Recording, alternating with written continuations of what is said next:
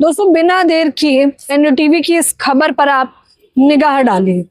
NDTV लिखता है कि अनुज चौधरी पर एफआईआर दर्ज करने के आदेश देने वाले सीजीएम का ट्रांसफर, 3 जिला जज सहित 14 न्यायिक अधिकारियों का भी तबादला।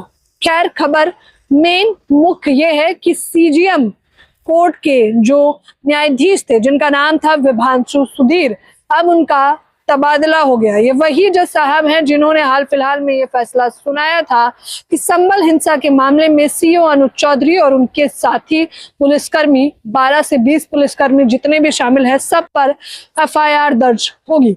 कोर्ट ने एकदम निष्पक्ष स्वतंत्र होकर फैसला सुनाया था, जैसे आम जनता उम्मीद भी करती है। बिल्कुल वैसा ही फैसला था। इस फैसले के बाद देश भर में ये प्रतिक्रिया आने लगी कि चाहे कुछ भी हो जाए, न्यायालय कम से कम सटीक और सही फैसला सुनाता है। लेकिन अब ये क्या हुआ?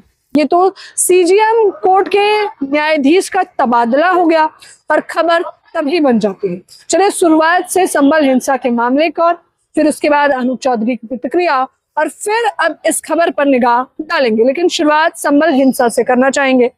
अगर आपको याद हो दोस्तों, तो हिंद समाचार के माध्यम से मैंने आपको खबर बताई थी कि 24 नवंबर वर्ष 2025 को संबल में हिंसा होती है। हिंसा की वजह क्या है? जहां पर शाही जामा मस्जिद होती है, वहां पर हिंदू संगठन के लोग ये दावा करते हैं कि ये हरिहर मंदिर है, जिसके बाद कोर्ट के आदेश के अनुसार निरीक्षण किया जाता है।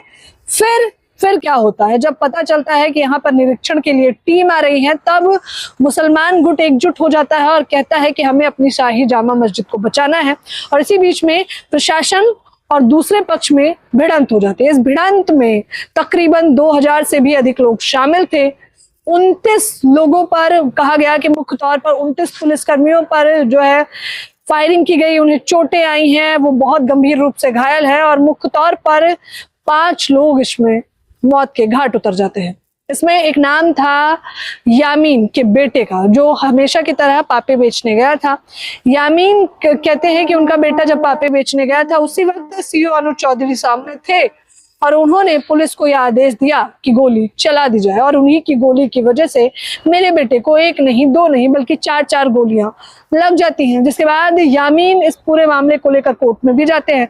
गरिमत ये रहती है कि यामीन का बेटा बच जाता है। अब 24 से मुकदमा शुरू होता है और 26 में आकर कहीं इस पर फैसला सुनाया जाता है, जिसमें सीजीएम कोर्ट के न्यायाधीश जो होते हैं, जिनका नाम है विभांशु सुधीर, उन्होंने कहा कि 12 से 20 पुलिसकर्मियों पर एफआईआर दर्ज होगी और उसमें सीओ अनुज चौधरी भी शामिल होंगे, और 1 हफ्ते में इन्हें नोटिस जारी करके बताना पड़ेगा कि आखिरकार इन्होंने इस प्रकार का आदेश क्यों दिया। जिसके बाद संबल के एसपी साहब सीधे तौर पर इनकार कर देते हैं कि वो इस कोर्ट के फैसले को नहीं मानेंगे। वो भी एक सुर्खियों का और चर्चा का विषय बना रहा।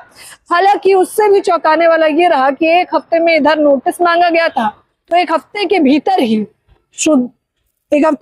ही विभांशु सुधीर का तबादला हो गया। तभी क्या महज इत्तेफाक है या सुनियोजित तरीके से तबादला किया गया है? आप सोचिए, समझिए, जानकारी तमाम मैंने आपको दी है, फिर आप मुझे अपनी प्रतिक्रिया दीजिए। इस मामले को बढ़ता जाए, जब लोगों को पता चलता है कि संबल हिंसा के मामले में जब न्यायाधीश ने कोई फैसला सुनाया और उनका तबादला किया गया, तो देश भर में आक्रोश बढ़ जाता है। और आप देखिए कि किस प्रकार से जागरण लिखता है कि जिस सीजीएम ने दिए संबल हिंसा में अनुज चौधरी पर एफआईआर के आदेश, उनका तबादला होने पर आक्रोशित हुए वकील, जमकर नारेबाजी। देश भर में अब वकील एकजुट हो गए हैं और कह रहे हैं जिस प्रकार से संबल हिंसा पर फैसला सुनाने वाले न्यायाधीश पर तबादला किया गया है, वो बिल्कुल बर्दाश्त नहीं किया जाएगा। लेकिन सवाल सीधा सा है, क्या ये महज इत्तेफाक है या सुनियोजित तरीके से तबादला किया गया है? हालांकि मुख्य तौर पर यह भी बता दें कि 14 और लोगों का तबादला किया गया है, लेकिन सुर्खियों में बन गए हैं सीजीएम साहब। अब आप लोग मुझे अपनी प्रतिक्रिया जरूर दीजिए। हम कोर्ट पर कोई भी सवाल नहीं खड़ा कर रहे हैं, कि वो सवाल है जो जनता पूछ रही है। धन्यवाद।